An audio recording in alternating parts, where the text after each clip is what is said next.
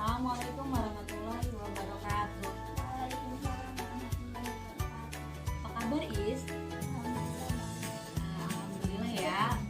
Pada kesempatan ini kita masih bisa mengikuti pembelajaran. Nah, sebelum kita pembelajaran, boleh kita berdoa terlebih dahulu. Berdoa mulai. Doa selesai. Nah, pada hari Jumat ya, ini sudah mempelajari pelajaran Bahasa Indonesia tentang materi apa ini? Eksposisi. Tapi saya belum paham Bu, karena di mata pelajaran hanya memerintahkan kita untuk mencari materi teks eksposisi sendiri. Baik, kalau begitu Ibu akan jelaskan sedikit tentang materi teks eksposisi. Nah, di teks eksposisi itu kompetensi dasarnya mengidentifikasi informasi. Teks eksposisi berupa artikel ilmiah populer dari koran dan majalah yang didengar dan dibaca. Nah, indikatornya kamu harus tahu pengertian teks eksposisi, terus merumuskan pola pengembangan, terus kemudian unsur-unsur teks eksposisi yang meliputi gagasan utama dan fakta. Pengertian teks eksposisi tersendiri itu bahwa teks eksposisi itu teks karangan yang menyampaikan ilmu pengetahuan atau informasi yang di dalamnya terdapat fakta-fakta dan pendapat yang menguatkan atau memperjelas informasi. Nah, teks eksposisi juga memuat pendapat atau gagasan yang fakta. Ciri-ciri teks eksposisi itu ada 5. Yang pertama, teks itu menyampaikan informasi.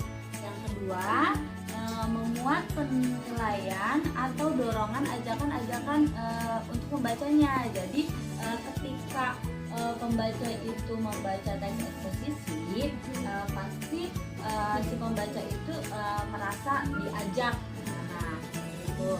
Terus yang ketiga itu memuat fakta-fakta. Nah, contohnya kan berita itu, karena berita itu kan isinya kebenaran semua, jadi memuat fakta-fakta. Terus keempat itu disampaikan dengan bahasa yang baku. Nah, otomatis di teks eksposisi itu isinya bahasa yang baku karena dibaca oleh halayak umum seperti itu, dari semua kalangan kan, jadi harus bahasa Indonesia yang baku dan benar. Yang kelima, informasi disampaikan secara objektif. Objektif itu artinya benar, nyata, bahwa itu tuh bukan opini atau pendapat seseorang. Nah, untuk unsur-unsur teks eksposisi itu ada 2. Yang pertama, gagasan, disebut juga atau pendapat. Nah, isinya itu bahwa ada gagasan yang ada di teks eksposisi, itu yang pertama unsurnya. Yang kedua itu fakta. Fakta itu harus ada di teks eksposisi karena melengkapi ciri-ciri yang tadi kan harus memuat fakta. Jadi untuk unsur teks eksposisi itu harus ada gagasan dan fakta. Pola pengembangan teks eksposisi itu sebenarnya dalam mengembangkan pola teks eksposisi itu kita hanya dapat atau mudahnya itu kita ambil kalimat utama dalam teks eksposisi itu, terus dikembangkan dengan ide-ide yang baru seperti itu. Jadi intinya kalau pengembangan teks eksposisi itu adalah mengembangkan kalimat yang utama dengan ide-ide yang kita miliki. Dalam pola pengembangan itu ada 3. Yang pertama ada pola pengembangan khusus umum. Nah, artinya di teks eksposisi itu kalimat utamanya itu ada di akhir paragraf. Yang kedua itu ada pola ilustrasi. Nah, pola ilustrasi ini artinya teks eksposisi itu adanya pengalaman pribadi yang merupakan bahan ilustrasi yang paling efektif. Nah, jadi dalam pola ilustrasi itu intinya ada pengalaman pribadi yang dimasukkan dalam teks eksposisi. Selanjutnya yang ketiga ada pola perbandingan. isinya itu untuk meyakinkan suatu pendapat bahwa kamu itu dapat membandingkan. Jadi intinya di pola teks eksposisi yang perbandingan itu kamu dapat membandingkan. Sekiranya itu materi yang dapat Ibu sampaikan. Menurut Iis ada tidak materi yang belum dipahami eksposisi? Kalau ditunjukkan ya. Baik, jadi Ibu saja. Nanti kita lanjut langsung ke penugasan yang sudah diberikan oleh guru mata pelajaran. Kira tugasnya apa saja? Yang ini, apa yang dimaksud dengan teks eksposisi? Iya. Ibu sudah menyiapkan tadi beberapa materi. Nah, di sini kebetulan ada nih pengertian teks eksposisi. Teks eksposisi itu satu jenis pengembangan paragraf dalam penulisan yang dimana isinya ditulis dengan tujuan untuk menjelaskan atau memberikan pengertian dengan gaya penulisan yang singkat, akurat, dan padat. Nah, boleh ditulis jawaban nomor 1.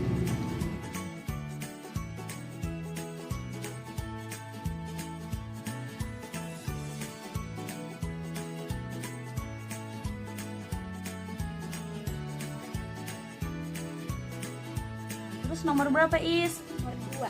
Nomor 2. Di sini kan ciri-ciri teks eksposisi. Kalau ciri-ciri teks eksposisi itu, Is, nah yang pertama itu menjelaskan informasi-informasi pengetahuan.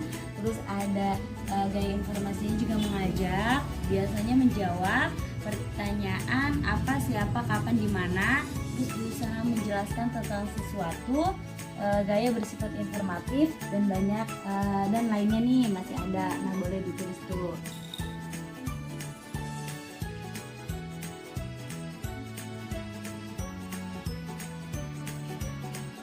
Nah, Is nih yang nomor 5 kan fungsi fakta dalam teks eksposisi.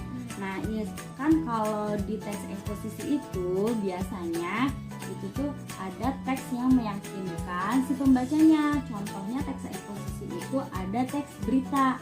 Kan biasa di koran-koran itu kan ada teks berita itu namanya. Nah, termasuk di teks eksposisi. Nah, di teks berita itu kan banyak fakta-fakta kan, realita isinya semuanya, karena kan itu kan teks berita itu informatif kan. Nah, jadi teks kenapa fakta itu ada di teks eksposisi? Karena fakta itu bisa mendukung opini penulis. Terus yang kedua, nah, fakta itu bisa untuk meyakinkan pembaca. Terus kemudian yang ketiga itu fakta itu bisa menyatakan kebenaran. Kenapa? Karena dan itu kan menjadi syarat di mana bahwa teks eksposisi itu harus adanya fakta. Itu contohnya tadi teks berita. Bisa ditulis tadi yang Ibu sebutkan.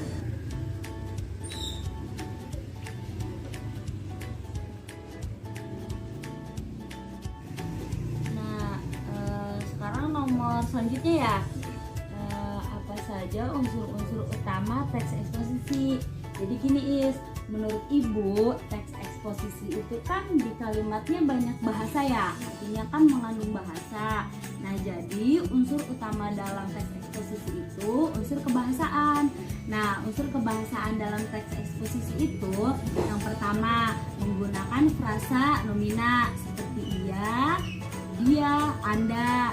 Terus yang kedua itu menggunakan kata keterangan. Contoh keterangan itu saat, mana, ketika. Terus yang ketiga itu menggunakan konjungsi. Nah, konjungsi itu tahu tidak? Nah, konjungsi itu seperti kata sesudah, setelah, sebelum, lalu. Nah, itu contohnya. Itu boleh ditulis, itu ada 3 berarti. Tapi semua pertanyaan sudah selesai ya, Is? Oke. Baik, nanti boleh nanti Is minta materi yang tadi Ibu siapkan juga. Nanti Ibu juga bisa berbagi dengan menulis melalui WhatsApp ya. Seperti itu. Sekiranya ada lagi tidak materi atau pertanyaan yang belum dipahami? Oh, ya, alhamdulillah ya, berarti terima kasih ya. Semoga pertanyaan tadi, jawaban tadi bisa membantu Iis dalam pembelajaran teks eksposisi ini. Iya Bu, sudah terima kasih udah dikasih tahu jawabannya. Oke, sama-sama. Baik, sebelum mengakhiri pembelajaran ini, alangkah baiknya kita tutup dengan doa. Berdoa dimulai.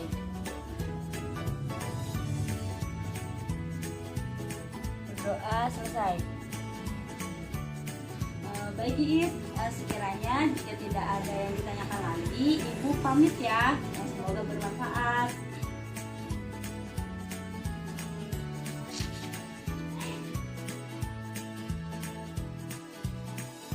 Assalamualaikum warahmatullahi wabarakatuh. Apa kabar dia? Alhamdulillah ya, kita masih diberikan kesehatan. Nanti kita coba lihat materi yang Ibu beri. Nah, sebelum kita ke materi, baiknya kita berdoa terlebih dahulu. Berdoa dengan berdoa selesai. Nah, kemarin kan dia sudah belajar tentang materi apa? Tentang materi ikan. Sekiranya ada tidak yang materi ikan yang belum dia pahami? Baik, Ibu sedikit menjelaskan ya materi tentang iklan. Apa itu iklan? Sebenarnya iklan itu, teks iklan itu teks yang berisi mendorong atau membujuk halayak umum itu agar tertarik pada barang dan jasa yang kita tawarkan. Sebenarnya di teks iklan itu intinya kita mempromosikan barang atau jasa. Nah, di sini ada fungsi iklan. Nah, yang pertama itu bagi perusahaan itu untuk menjual barang dan jasa. Terus yang kedua, bagi perkantoran untuk mendapatkan karyawan. Yang ketiga, bagi pemerintah untuk menyebarkan informasi dan memberikan layanan. Dan yang keempat, itu bagi perseorangan untuk membeli dan menjual barang.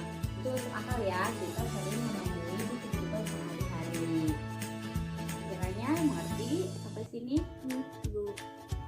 Nah, dalam iklan juga ada yang namanya slogan.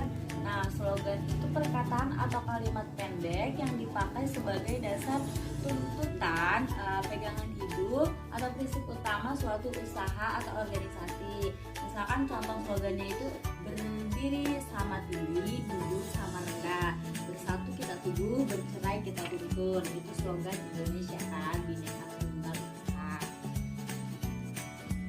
Nah, selanjutnya ada poster. Nah, poster, bedanya poster dengan slogan itu, kalau poster itu merupakan plakat atau kata-kata yang banyak gambarnya yang dipajang di tempat umum. Nah, poster ini hampir sama dengan iklan, yaitu pemberitahuan suatu ide yang penting kepada halayak umum. Nah, poster itu mengandalkan perpaduan gambar dan kata-kata. Nah, contohnya ini. Contohnya ini nih, ada contoh poster jaga diri dan keluarga Anda dari virus corona dengan Germas, Gerakan Masyarakat Hidup Sehat. Nah, di sini kan banyak kata-kata dan gambar-gambar juga. Gitu.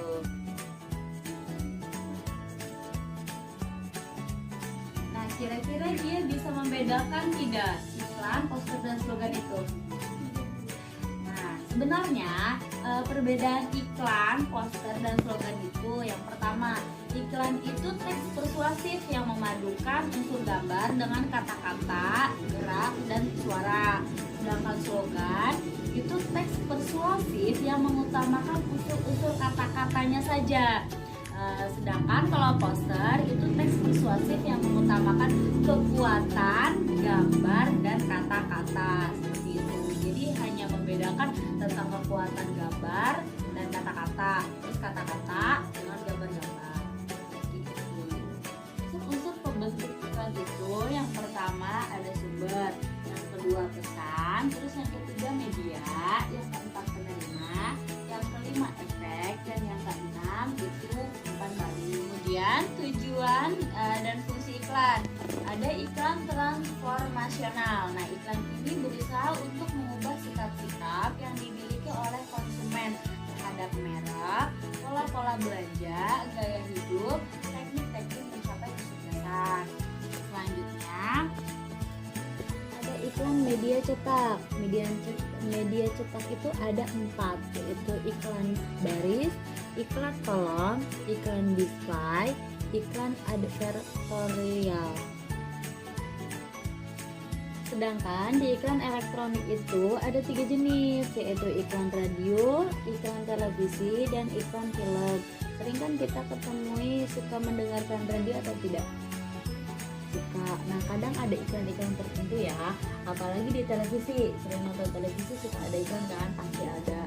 Dan iklan film itu biasanya termasuk di iklan televisi ada. Terus iklan film juga kadang di film kita nonton di YouTube kadang ada kan cuplikan iklan dulu, nah 5 detik. Selanjutnya, jenis selanjutnya ada iklan pemberitahuan. Nah, iklan ini terfokus pada kepentingan untuk memberitahukan khalayak umum mengenai suatu hal, baik yang berupa peristiwa atau keadaan dan hal yang lainnya. Itu iklan pemberitahuan.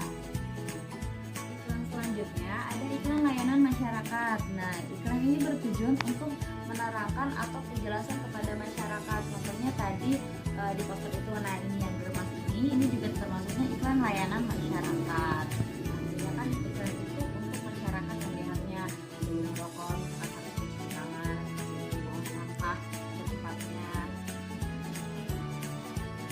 Iklan selanjutnya ada iklan penawaran. Nah, iklan ini bertujuan untuk menawarkan produk atau jasa. Biasanya dia lihat iklan penawaran ini adanya di TV dicuplikan itu. Kadang ada iklan Indomie misalkan ya, mie seperti itu, mie instan lah. Terus kemudian ada iklan susu, iklan pakaian, atau iklan elektronik yang lainnya. Itu namanya iklan penawaran. Nah, di sini ada struktur teks iklan. Jadi struktur teks iklan itu yang pertama ada pengenalan produk. Nah, contohnya di sini nih ada nih Kopi Good Day. Jadi di sini yang pengenalan produknya. Terus kemudian yang kedua ada pernyataan persuasif. Di mana ada pernyataan persuasifnya? Nah, di sini karena hidup perlu banyak rasa. Nah, di sini persuasif. Jadi ketika di iklan ini secara tidak langsung mengajak bahwa memberitahukan kepada khalayak itu ketika Anda mengkonsumsi kopi Good Day, Anda itu akan merasakan hidup itu merasakan kebahagiaan. Nah, intinya seperti itu sih. Dalam teks iklan itu ada kaidah kebahasaan teks iklan. Yang pertama, bahasanya harus persuasif, artinya mengajak khalayak atau mengajak orang yang melihat iklan tersebut. Kedua, imperatif. Terus yang ketiga, berkesan positif. Artinya di teks iklan ini mereka itu menyampaikan iklan yang isinya positif. Terus yang keempat, berirama. Dan yang kelima itu singkat. Nah, artinya kan di dalam iklan itu kita sering jumpai iklan itu singkat-singkat kan, tapi dia itu mengajak kepada kita yang melihatnya. Nah, sekiranya itu materi yang bisa Ibu sampaikan, kira-kira ada yang belum dipahami. Berarti sudah dipahami semua ya. Nah, nanti bisa lanjut kita ke pengerjaan tugas yang sudah guru mata pelajaran berikan kepada dia. Di bahasa Indonesianya tentang materi apa? Iklan. Kira-kira materi iklan itu seru tidak? Oh, seru. Tapi ada tidak hal yang belum dipahami sama dia? Oh, ada. Tadi ada penugasan juga. Apa sih yang yang belum dipahami sama dia?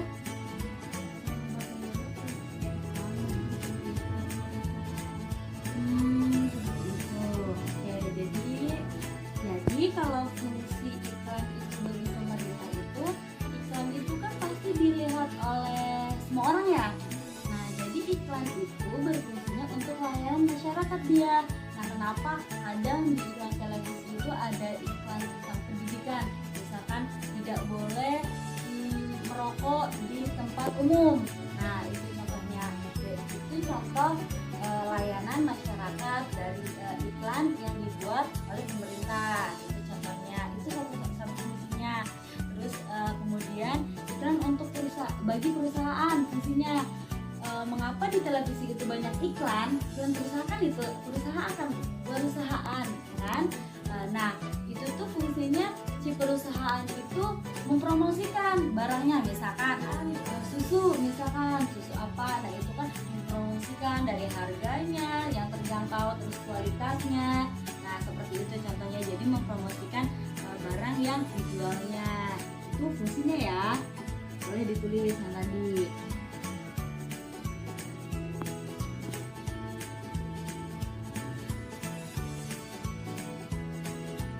Pertanyaan mana lagi ya?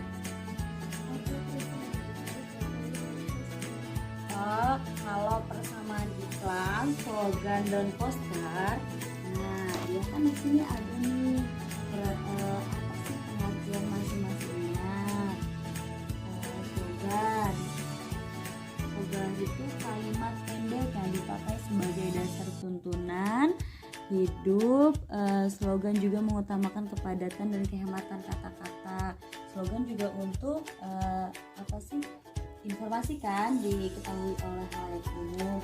Terus kemudian poster juga di sini itu untuk pemberitahuan suatu ide, hal baru atau hal penting. Nah, berarti kan persamaannya antara poster, slogan sama iklan itu sama-sama pemberitahuan bukan? Ya. Iklan pemberitahuan bahwa ini produk, terus kemudian poster itu misalkan pemberitahuan tentang jagalah kesehatan, nah kayak gitu. Terus misalkan slogan itu contohnya pemberitahuan jagalah kebersihan, nah seperti itu. Sama-sama berarti persamaannya itu adalah isinya tentang pemberitahuan, begitu dia. Berarti dia pertanyaannya atau hal yang belum dipahami cuma 2 saja ya? Oh ya, berarti sekiranya memang sudah tidak ada yang dipertanyakan, nanti ibu cukupkan.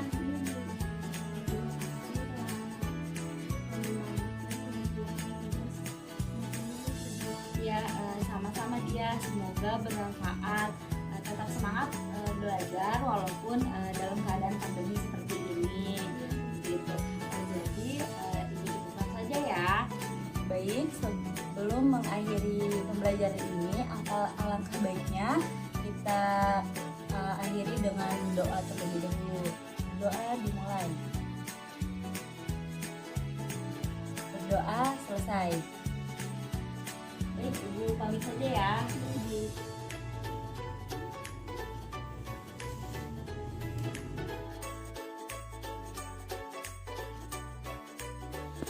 Assalamualaikum warahmatullahi wabarakatuh.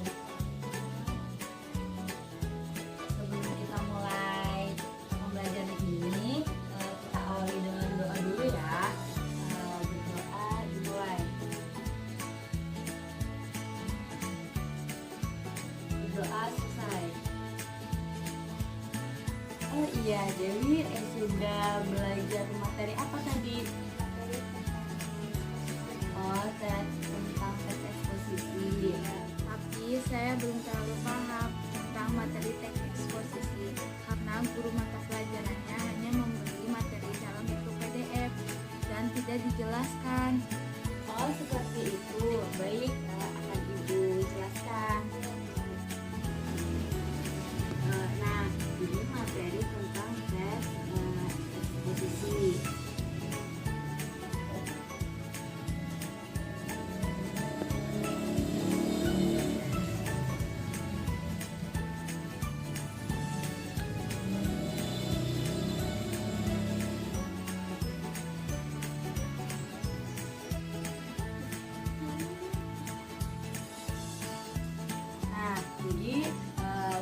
pola teks eksposisi itu seringnya ada di koran, majalah, kamu juga bisa menemukan.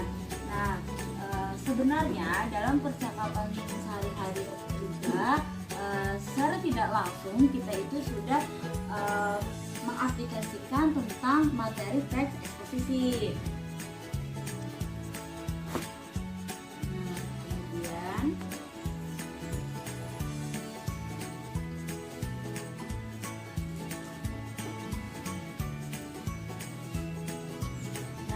Di sini jadi teks eksposisi itu di kelas 8 itu tujuannya KD-nya komunikasi dasarnya yang pertama itu mengidentifikasi informasi teks eksposisi berupa artikel ilmiah populer dari koran majalah yang didengar dan dibaca.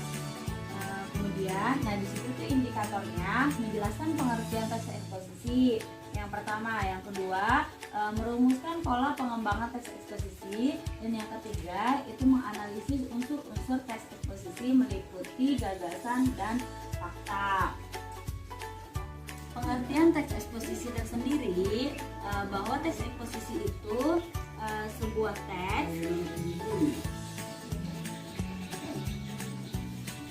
teks eksposisi itu sebuah teks atau karangan yang menyampaikan ilmu pengetahuan atau informasi yang di dalamnya terdapat fakta-fakta dan pendapat yang menguatkan atau memperjelas informasi. Teks eksposisi juga memuat fakta dan pendapat. Nah, selanjutnya ada ciri-ciri tentang teks eksposisi. Nah, yang pertama, teks eksposisi itu menyampaikan informasi dan pengetahuan kepada pembaca. Kemudian, yang kedua, memuat penilaian, karangan, atau ajakan-ajakan bertemu kepada halayak umum. Nah, yang ketiga, memuat fakta-fakta dan pendapat gagasan sebagai penguat informasi. Yang keempat, disampaikan dengan bahasa baku, lugas, dan tidak berbelit-belit. Kemudian yang kelima, itu informasi disampaikan secara objektif karena teks eksposisi itu kan mengandung fakta. Nah, sedangkan unsur-unsur teks eksposisi itu yaitu ada dua. Yang pertama itu disebut juga gagasan atau pendapat. Terus isinya berupa pernyataan yang mungkin berupa komentar, penilaian, saran, dorongan atau bujukan. Yang kedua itu unsurnya fakta. Fakta itu adalah peristiwa yang berupa kenyataan, sesuatu yang benar-benar terjadi. Nah, fungsinya fakta itu untuk memperkuat gagasan atau pendapat yang ada di dalam teks eksposisi tersebut. Kemudian pola pengembangan teks eksposisi. Nah, pola pengembangan teks eksposisi ini ditempatkan di awal paragraf yang kemudian diikuti ide-ide penjelas. Jadi sebenarnya cara mengembangkan teks eksposisi itu hanya kita ambil paragraf di awal, terus kemudian dikembangkan lagi mengikuti ide-ide yang terbaru seperti itu kuncinya. Pola pengembangan teks eksposisi itu ternyata ada kelanjutannya. Nah, pola khusus. Nah, pola khusus ini kalimat utama yang terletak di akhir paragraf. Sedangkan pola ilustrasi sebuah gagasan yang terlalu umum yang memerlukan ilustrasi konkret. Terus kemudian ada pola perbandingan. Nah, ini tuh untuk meyakinkan suatu pendapat kamu dapat melakukan suatu perbandingan, misalnya keadaan atau yang lainnya. Contoh pola khusus umum ini, contohnya kalimatnya nih, ini adalah danau terbesar di Indonesia. Letak danau ini adalah di Sumatera Utara. Danau ini adalah hasil letusan gunung berapi purba. Danau ini dikenal dengan sebutan Danau Toba.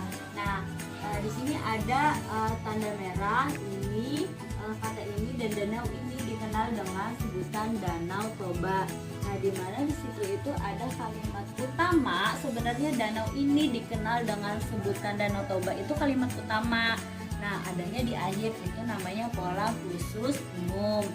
Terus kemudian pola ilustrasi. Nah, pola ilustrasi ini pengalaman pribadi merupakan bahan ilustrasi yang paling efektif dalam meyakinkan kebenaran suatu gagasan. Jadi intinya pola di dalam pengembangan teks eksposisi itu adanya di pengalaman pribadi. Bandingan itu biasanya ada kata hubung di situ. Jika dibandingkan dengan, seperti halnya, sama dengan, demikian, terus selaras dengan, sesuai dengan. Nah, itu ciri dalam pola perbandingan. Kiranya dicukupkan itu materi dari Ibu. Kiranya ada yang belum dipahami atau belum? Nah, nanti kita dilanjutkan tentang penugasan yang Dewi dapat dari sekolah, gitu ya. Tugas atau tidak tadi? Oh, ada. Tugasnya halaman berapa? Ya, 62. Sekiranya yang belum dipahami sama Dewi tentang pertanyaan yang mana? Nomor 1. Apa yang dimaksud dengan teks eksposisi? Nah, coba kita cari di sumber bukunya ya. Nah, di sini kan ada nih, jadi menyampaikan uraian dan di dalamnya terdapat banyak pendapat pribadi dengan menyampaikan atau meyakinkan orang itu. Nah, itu disebut teks eksposisi. Jadi Dewi bisa mengambil kesimpulan bahwa teks eksposisi itu salah satu jenis pengembangan paragraf atau penulisan yang menjelaskan gaya penulisan yang singkat, akurat, padat, dan itu meyakinkan seseorang. Nah, itu yang disebut dengan teks eksposisi. Nah, boleh ditulis sama Dewi.